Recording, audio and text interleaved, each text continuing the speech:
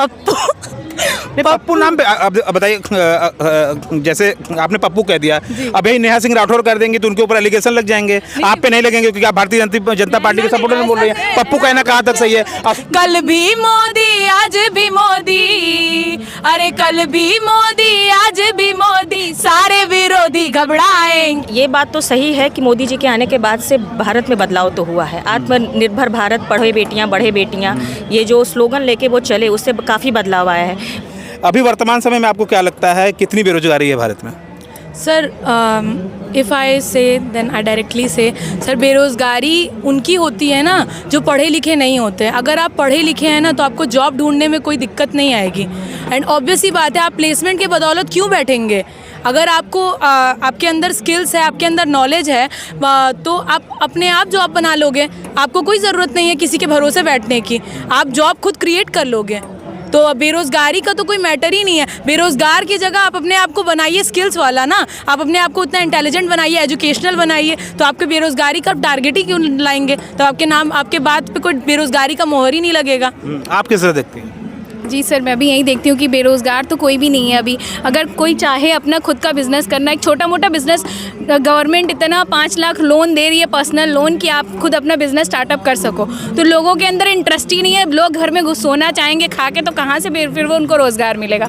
बस यही बोलना चाहूँगी। गवर्नमेंट 5 लाख लोन दे रही है तो उस पर फिर वो उस लोन को लौटाना, वो लोन है, वो पैसा नहीं दे रही है सर। तो बिजनेस एक रिस्क भी है सर, बिजनेस रिस्क है, बट आप बिजनेस माइंडेड रहेंगे तब ना। स्किल्स आप लोग की पढ़ाई में आपके माँ बाप पैसा लगा रहे हैं, ठीक है, माँ बाप पैसा इन्वेस्ट कर रहे हैं आपको, तो उनका रिफंड भी तो उनको चाहिए रहता है ना। किसी भी चीज़ में हम इन्वेस्ट करते हैं तो ऑब्वियस ही बात है हमको रिटर्न चाहिए रहता है। तो अगर लोन हम लोग ले रहे हैं तो हमको रिटर्न देना है उनको, ये तो हम लोग को पता है। बट अगर हमारे माँ बाप इन्वेस्ट कर रहे हैं तो आपके पास, यानी सरकार से अपेक्षा करना बंद कर दे, सरकार भर्तियाँ निकालना बंद कर दे। अब सरकार भर्तियाँ निकाले, हम बिजनेस पे ही डिपेंड पूरा भारत हो जाए। नहीं, भर्तियाँ निकाले सर, आज भी भर्तियाँ निकलती ही हैं और बच्चे उसके लिए अप्लाई करते ही हैं। बट वो जो चीज़ है ना, मतलब वो पर्टिकुलरली जो उतने एबल है, स्किल्ड हैं, उतने उस लेवल के लोगों के लिए, जो कुछ नहीं कर पाते वहीं बोलते कि बेरोजगारी फैल रही है। जो कुछ भी करने के लायक नहीं होते ना, जो चीज़ सिर्फ यही चाहते हैं कि हम 8 घंटा घर पे बैठे, हम 8 घंटा ड्यूटी दे, 16 घंटा हमें काम आराम मिले, तो वो वाले लोग बस बोलते हैं कि हमें बेरोजगारी हो। तो आप किस तरह देखती हैं? हाँ, बेरोज़गारी तो है ही, और ये बेरोज़गारी गवर्नमेंट की एक बहुत बड़ी हार भी है। साथ में इसका एक बहुत बड़ा रीज़न भी है। अभी हम लोग पैंडेमिक से जूझ कर वापस निकले हैं। देश एक दिन बंद हो जाता है तो सालों पीछे चला जाता है। हमारा देश सालों से बंद रहा, उसकी वजह से कितनी लोग मर भी गए, कई चीज़ें बंद हो गई, छोटे छोटे जो वेंडर्स थे उनके रोज़गार बंद हो गई। लेकिन उस चीज़ को लाइन पे आते आते वो बहुत थोड़ा समय लगेगा। कई मल्टीनेशनल कंपनी बंद हो गई, कई चीज़ें। रही बात भर्तियों की, हाँ, ये एक सरकार की आप डिसएडवांटेज कह सकते हैं। भर्तियां कम आ रही हैं। अगर भर्तियां आ भी रही हैं तो उनके रिज़ल्ट इतने लेट होते हैं कि बच्चे फ्रस्ट्रेटेड हो जाते हैं। पेपर भी आउट होते हैं, लीक हो जा रहे हैं, लीक हो जाते हैं। तो ये बच्चों की तो गलती है नहीं, लेकिन गवर्नमेंट जगह जगह से मैं देखता हूँ बड़ा दुख होता है। बच्चे आते हैं, रेलवे स्टेशन पे ही सोते हैं कि अगले दिन उनका पेपर होगा। आर्थिक रूप से उतने संपन्न नहीं होते हैं। इतना कुछ करने के बाद, सोचिए इतनी तैयारी करने के बाद उनका पेपर लीक हो जाता है, एग्जाम को फिर से कराना पड़ता है। तो क्या बीतती होगी उन बच्चों पर, ये भी हमें सोचना होगा। बिल्कुल, और ये सरकार की मुझे लगता है कि एक बड़ी हार है। इस पे ध्यान देना चाहिए उस एजुकेशन कमेटी को कि इस चीज़ को बिल्कुल पूरी तरीके से खारिज किया जाए, इसके अंदर बदलाव लाया जाए। स्वास्थ्य पे जिस तरह से अभी काम हो रहे हैं उसे किस तरह देखती हैं? और अगर सरकारी अस्पतालों की स्थिति सुधरी है कि नहीं सुधरी है, पहले ये बताइए, आपको कैसा लगता है? सर, आफ्टर कोरोना सरकारी अस्पतालों की स्थिति बहुत सुधर गई है। तो लोग हिचकिचाते क्यों हैं सरकारी अस्पताल में जाने से? सर, वो पहले से मेंटालिटी बना दी गई है ना। 2014 के पहले जो सरकारी अस्पतालों का हालत था उसके अकॉर्डिंग तो आज की डेट में सरकारी हॉस्पिटल तो बहुत मल्टीनेशनल जैसे दिखाई दे रहा है। मतलब अभी आप वहाँ जाएंगे, साफ सफाई से लेके हर चीज़ से रिलेटेड मैं बात बोल रही हूँ, वहाँ पे बहुत अच्छी सुविधाएं मिल रही है, plus doctors all time available रह रहे हैं। अब उससे ज़्यादा वो एक मेंटालिटी होती है ना सर, जो पुरानी चीज़ें चली आ रही हैं उसको लोग आगे बढ़ा रहे हैं। तो आज की डेट में वो सारी चीज़ें कंटिन्यू नहीं हो रही है, बट स्टिल जो पुरानी चीज़ें हैं, ऑब्वियस ही बात है, मेंटालिटी है, कितना ही कोई चेंज कर पाएगा। तो बस इतना ही है कि स्वास्थ्य से रिलेटेड मुझे तो नहीं लगता सरकारी हॉस्पिटल में अभी कोई डिसएडवांटेज है। सरकारी स्कूलों के हालात कैसे हैं, कैसे देखते हैं? सर स्कूल्स तो मैं कॉलेज में पढ़ती हूँ, तो मेरा एनएसएस था, मैं गई थी गांव में ऐसे सर्वे करने के लिए। तो बेहतर बता पाएंगे जी, तो मैंने वहाँ पे देखा कि वहाँ पे बहुत सारे स्कूल्स हैं अभी जो गांव जो बहुत पिछड़े एरिया, बहुत सारे स्कूल्स ऐसे हैं जहाँ पे अभी मतलब बहुत सारी फैसिलिटीज़ नहीं है, बट फिर भी ऐसे अभी फैसिलिटीज़ धीरे धीरे प्रोवाइड कराई जा रहे हैं। वहाँ पे कंप्लेंट्स की, हम लोगों ने खुद वहाँ जाके कंप्लेन किया कि सर यहाँ पे ये फैसिलिटीज़ नहीं है, बच्चे यहाँ के पढ़ नहीं पा रहे हैं, ये वो बहुत वहाँ पे मुस्लिम फैमिलीज़ भी थी जिन्होंने वो बोला कि हमारे बच्चों को अलग तरीके से देखा जाता है और लोगों को अलग तरीके से। अच्छा अमृता जी, एक बात बताइए, सरकारी स्कूल की स्थिति गवर्नमेंट का मानना है कि अच्छी हुई है, तो बड़ा प्राउडली कहते हैं, कुछ अभिभावक से मैं बात करता हूँ, बड़ा प्राउडली करते हैं, नहीं यार हमारा बेटा तो कॉन्वेंट स्कूल में पढ़ता है, अंग्रेजी स्कूल में पढ़ता है, बड़ा प्राउडली गौरवान्वित होकर के कहती है।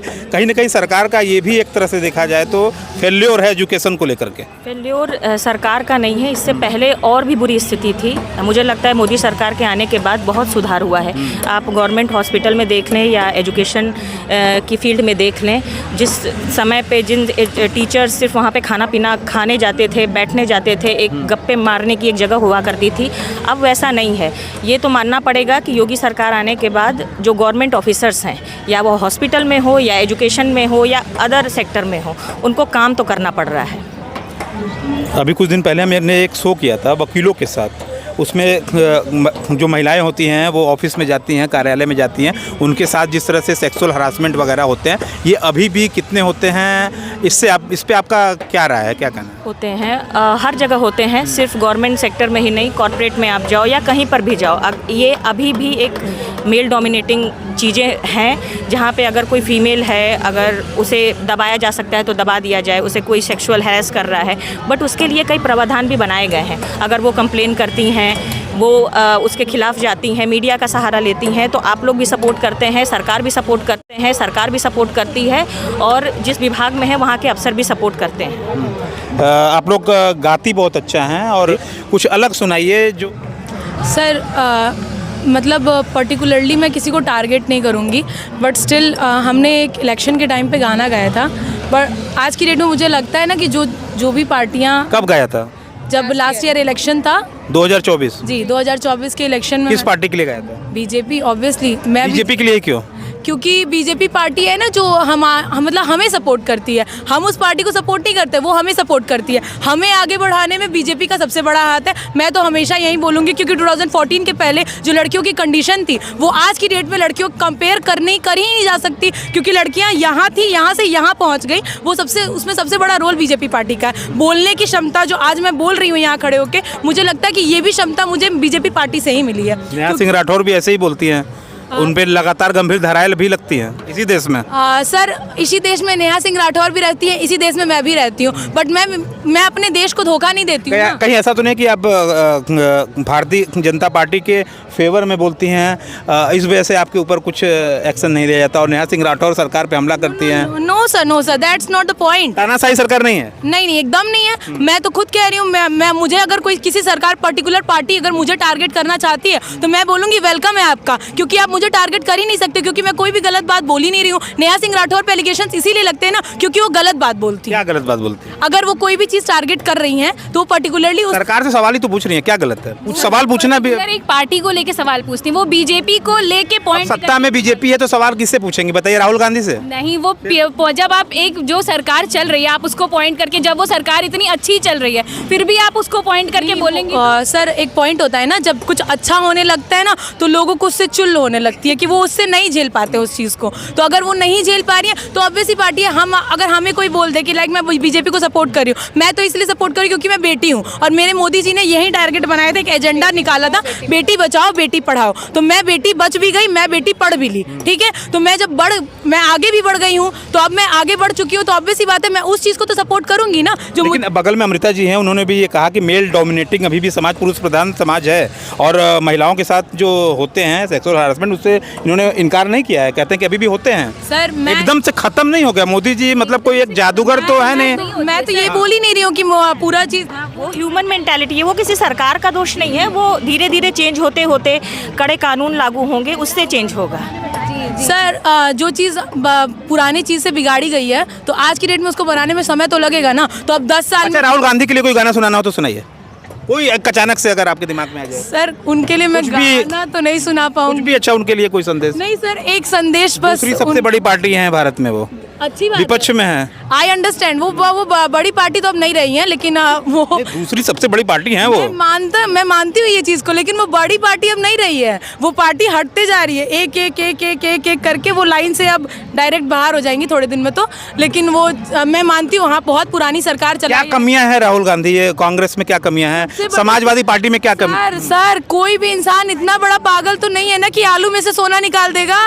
पूरा बयान आपने साथ सुना नहीं था, सर ठीक है, मैं तो पूरा तोड़ मरोड़ के पेश किया गया। मैं ठीक है, मैं तोड़ मरोड़ के मैं देखिए आज की डेट में मैं जानती हूँ, तो आप भी जानते हैं ये चीज़ कि जो बिकता है, जो दिखता है वही बिकता है, ठीक है। तो उनकी चीज़ें तो दिखाई गई, वही चीज़ चलाई गई। अब हम उसी चीज़ को मानेंगे, आप भी उसी चीज़ को मानेंगे। आपने मुझे देखा कहीं पे, आपने मुझसे कांटेक्ट किया, ठीक है, लेकिन मैं भी तो वही चीज़, मैं जो देखूंगी वो मैं बोलूंगी। और मैं आपको कहाँ रोक रहा हूँ? हाँ, तो मैं तो मैं गाना सुनना चाहता हूँ। आप बताइए, मोदी जी के लिए आपने गाना गाया, राहुल गांधी जी कहीं आपको देख रहे होंगे तो वो सोचेंगे सृष्टि मिश्रा ने और सानिया मिश्रा ने हमारे लिए गाना क्यों नहीं बनाया? भाई हम भी तो भारत, वो भी तो भारत में ही रहते हैं और वो भी लोकतंत्र में ही हैं। उनके भी वोटर हैं, एक बड़ा ग्रुप है, वो भी बड़ी। सर मैं उनके लिए गाना नहीं, बस मैं उनको एक नाम डेडिकेट करना चाहूंगी, जिस नाम से उनको सब जानते हैं। क्या नाम है वो?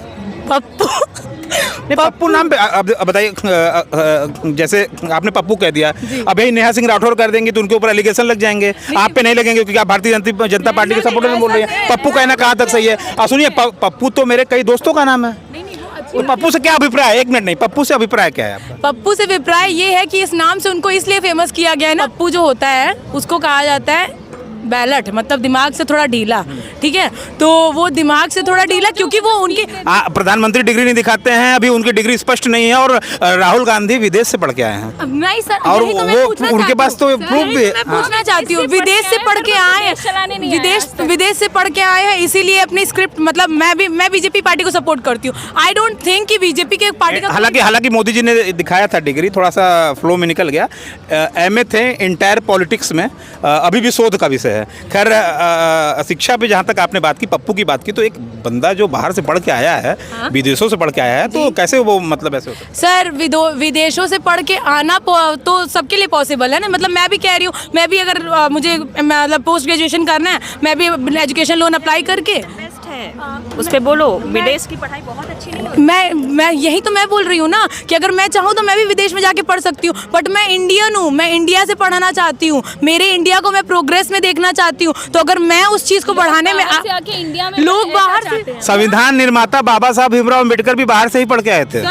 सर मेरी बात सुनिए, बाहर से पढ़ के, हाँ। हम बनारस में है ना, बनारस हिंदू यूनिवर्सिटी में इंटरनेशनल वो हॉस्टल बना हुआ है, वहाँ पे इंटरनेशनल बच्चे भी आके पढ़ रहे हैं। तो मतलब हमारी स्टडी को मैं पिछड़ा हुआ, मैं कहाँ कह रहा हूँ कि भारत पिछड़ा हुआ है, लेकिन इसे स्वीकारने में कांग्रेस, ऑक्सफोर्ड, जो कैम्ब्रिज है, ऑक्सफोर्ड है, इसे हम इनकार भी तो नहीं, इसे नकारा भी तो नहीं जा सकता। नकार नहीं रही हूँ, मैं तो कह रही हूँ। चलिए, अच्छा, अखिलेश यादव के लिए कोई गाना सुना दीजिए। अब राहुल गांधी के लिए थक गया मैं, वो पूछते आपसे नहीं सुनाएंगे। अब कम से कम अखिलेश जी के लिए तो सुना दीजिए। पूर्व मुख्यमंत्री रहे हैं, 37 सीटें हैं उनकी, तीसरी सबसे बड़ी पार्टी है। बताइए, 3 टॉप पार्टियों के बारे में मैंने आपको बता दिया। सर इनके साथ इतना भेदभाव क्यों कर रही है? इनके लिए भी तो गाना बनाइए। गाना तो हमारे, मतलब मैंने जो गाना बनाया था पर्टिकुलरली मोदी जी के लिए, उसमें मैंने सारी पार्टियों का नाम लिया था। मतलब जो पर्टिकुलरली पार्टी, उसी को दोहराइए, मैं उसमें समझना चाहता हूँ।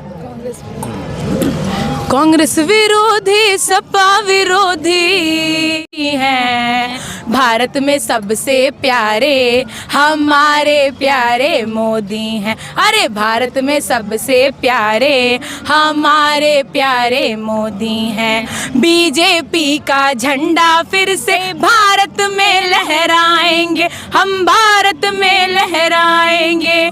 ईवीएम मशीन पे जाके कमल का बटन दबाएंगे, हम कमल का बटन दबाएंगे।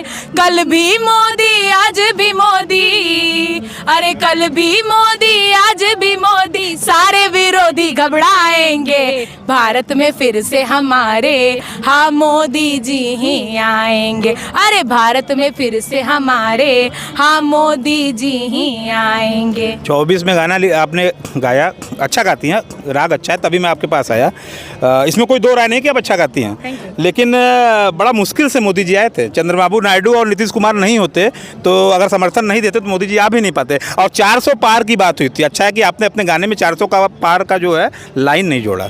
सर 400 पार हो 300 पार हो, आए तो वही न थे, क्योंकि उनकी आने का मतलब एक होता है ना जो लिखवा के आता है भी किस्मत। तो उन्हीं को किया गया ना, क्योंकि वो अच्छे थे, क्योंकि वो अच्छा देश चला रहे, इसलिए सब लोग उनका सपोर्ट भी किया। अगर नहीं जीते होते, अगर नहीं जीते होते तो मैं खुद अपने गाने को फ्लॉप करने के लिए मैं खुद डिसलाइक मरवाती अपने गाने को, बट स्टिल मेरे मोदी जी जीत गए तो मैं तो खुद चाहूंगी ना कि हाँ वो आगे जाए, मेरा गाने के साथ वो आगे जाए। मैं उनको सपोर्ट करने के लिए आज लिखी हूँ, कल लिखी हूँ, आगे भी लिखती रहूंगी, वेदर वो आए चाहे ना आए। क्योंकि कैसे देखती हैं अमृता जी आप? तो काफ़ी मतलब काफ़ी तजुर्बा है आपको। भक्त या समर्थक? समर्थक। भक्त थोड़ी हैं जी। जो पॉइंट्स ये बोल रहे हैं उसमें एज के हिसाब से या जानकारी के हिसाब से थोड़ी कमी है, बट ये बात तो सही है कि मोदी जी के आने के बाद से भारत में बदलाव तो हुआ है। आत्मनिर्भर भारत, पढ़े बेटियां बढ़े बेटियां, ये जो स्लोगन लेके वो चले उससे काफ़ी बदलाव आया है। मैं खुद एक प्रोजेक्ट हैंडल करती हूँ जिस पे मैं वुमेन एम्पावरमेंट पे काम करती हूँ। आज मैं महिलाओं को बाहर निकलती हूँ, वो एक ट्रांसपोर्ट का सर्विस जिस पे ट्रांसपोर्ट फील्ड में उन्हें काम करना है, वो किसने बेहतर तरीके से काम करती हैं, किस तरीके से हमें गवर्नमेंट का सपोर्ट मिलता है, किस तरीके से एडमिनिस्ट्रेशन का सपोर्ट मिलता है। ये चीज़ बदलाव मोदी आने के बाद ही आया है। जाते जाते मैं फिर से आपसे एक निवेदन करूंगा कि विपक्ष के बारे में आपकी राय क्या है? कम से कम इतना तो बता दीजिए। सर विपक्ष, राहुल को तो आपने स्पष्ट पप्पू कह दिया, अखिलेश जी को कैसे देखते हैं? सर मैं किसी पर्टिकुलर पर्सन को टारगेट नहीं कर रही हूँ। ऑब्वियस सी बात है कि सब अपने जगह अच्छा काम करना चाहते हैं, बट अगर कर नहीं पाते तो उसमें उन्हीं का दोष है, क्योंकि अपने घर में। अच्छा अमृता जी, आपको ये नहीं लगता कि जैसे राहुल गांधी को उन्होंने पप्पू कह दिया या किसी को कुछ भी कोई कह देता है तो इवन ये मान लीजिए भारतीय जनता पार्टी के सपोर्टर समर्थक जैसा आपने कहा तो इन पर तो एलिगेशन नहीं लगेंगे, लेकिन अब यहीं पे आप ही मोदी जी के खिलाफ बोल दे तो जैसे निहाल सिंह राठौर ने किया, और तमाम 4PM में संजय शर्मा जी को देख लीजिए, इन पे एलिगेशन लग जाते हैं, तो ऐसा भी देश में हो रहा है। नहीं, ये गलत है। और इंदिरा के सरकार में भी ये चीज़ हुआ था कि कोई बोल नहीं सकता था उसे। मैं मानता हूँ इसे। हाँ बिल्कुल, ये इतिहास को दोहराया जाना चाहिए, वही बिल्कुल नहीं दोहराया जाना चाहिए, से सीखा जाता है। बोलने की जो फ्रीडम है, स्पीच ऑफ फ्रीडम, वो सबके पास है। जो अपोजिशन में है वो भी बोल सकते हैं, जो उनके समर्थक नहीं है वो भी बोल सकते हैं। ये पूरे ऑल ओवर वर्ल्ड में ये चीज़ प्रचलित है। हमारा एक लोकतांत्रिक देश है। हम चीन या इराक जैसे देश नहीं है कि जहाँ पे हम गवर्नमेंट के खिलाफ बोल नहीं सकते। अगर किसी को भी गलती लगती है कि ये गवर्नमेंट की गलती है, ये उसकी खामियां हैं, तो वो बोल सकती हैं। उस पर किसी भी तरीके से मुझे नहीं लगती कि कार्यवाही होनी चाहिए। आखिरी सवाल, कोई एक खामियां मोदी सरकार में, कोई एक? मुझे नहीं लगता। मुझे भी नहीं लगता। Modi is best. Republic Hindustan के लिए जितेंद्र यादव, धन्यवाद।